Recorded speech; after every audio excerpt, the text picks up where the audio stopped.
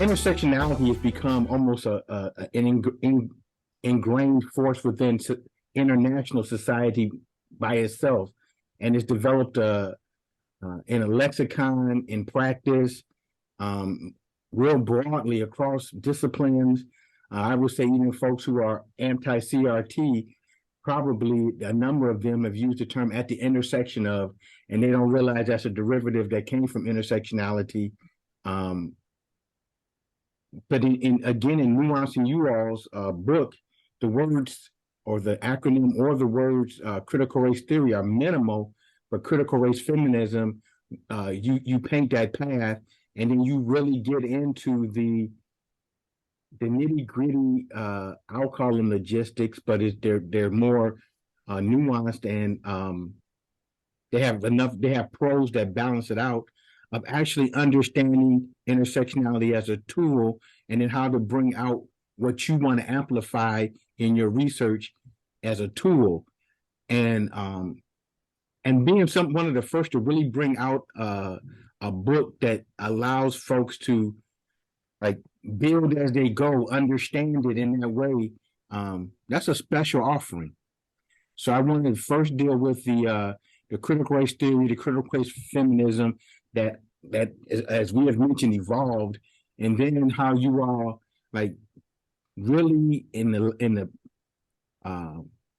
path of how you put the chapters in order, and then the words in which you use were specific.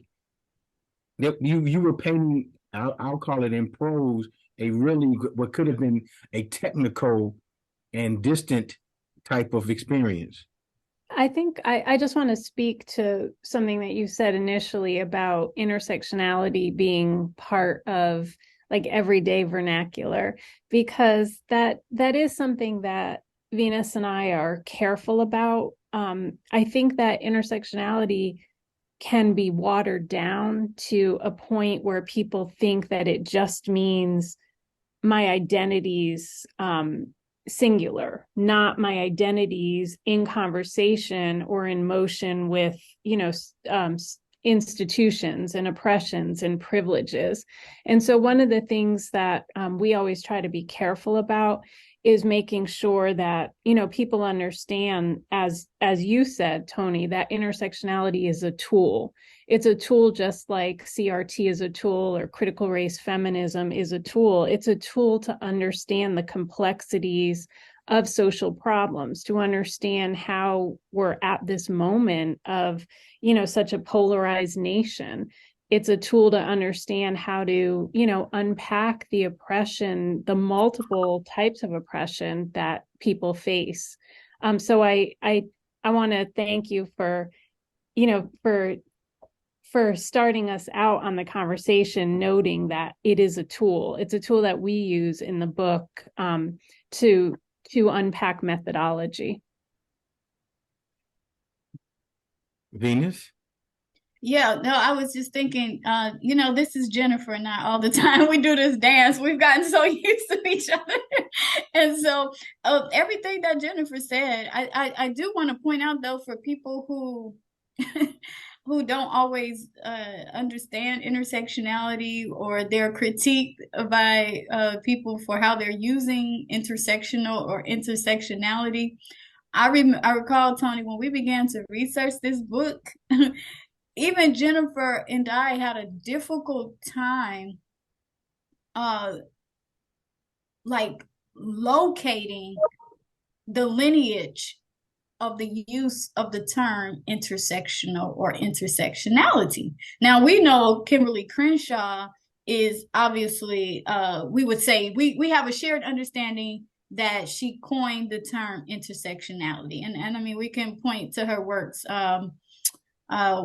the what is it called? The anthology, I guess it would be called, Critical Race Theory, the key writings that form the movement, right? The one that is my go-to, Mapping the Margins, Intersectionality, Identity and Politics, is something to that extent on intersectionality, key writings that made the movement, right? So we have those key pieces. Now, keep in mind that Jennifer and I, we're matriculating through graduate school as well as the tenure track prior to intersectionality becoming a part of popular parlance.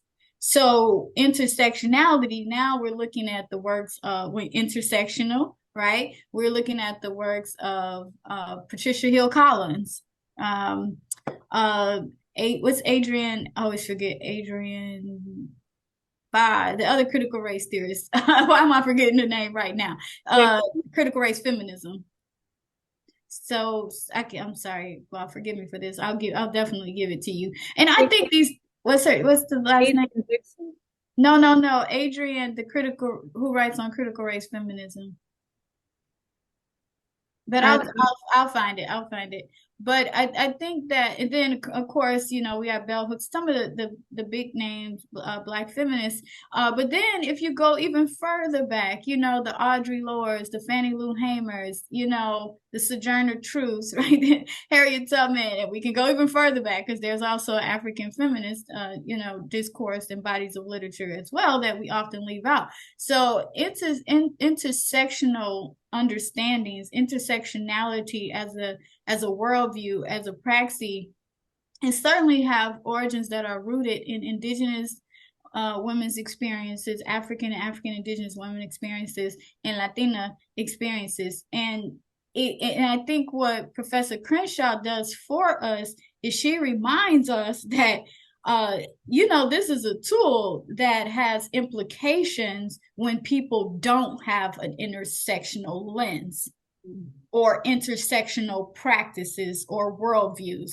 And so that identity politics, comma, it doesn't always account for structural power and people's relationships to power. So how can we take everything that we've talked about methodologically, right? And science's relationship to power, academic institutions' relationship to power, researchers' relationships to power, and how can we look at structural failures through an intersectional lens as a tool of analysis? And I think that's what made this book so profound, is we're marrying this theory of intersectionality with discourses and methodologies of research practice, right? And so now we're basically bringing together the research of other Black and Indigenous and women of color scholars that certainly, influence our ways of thinking and being. But that's the theoretical, while also trying to marry it to this methodological conversation that's not going to go away. Right. It's not going to go away. And Jennifer and I, if we didn't bring it out then, we certainly should bring it out now. To this day, Tony, or your audience may or may not know, women of color still don't, for the most part, teach methodology courses. And that tends to be a male dominated, and it's also, even when it's qualitative, it still has the undertones of positivism, even with the qualitative approaches. Was the person you were looking for Adrian Carey Wing? Adrian Wing, yes. Okay. Adrian Wing.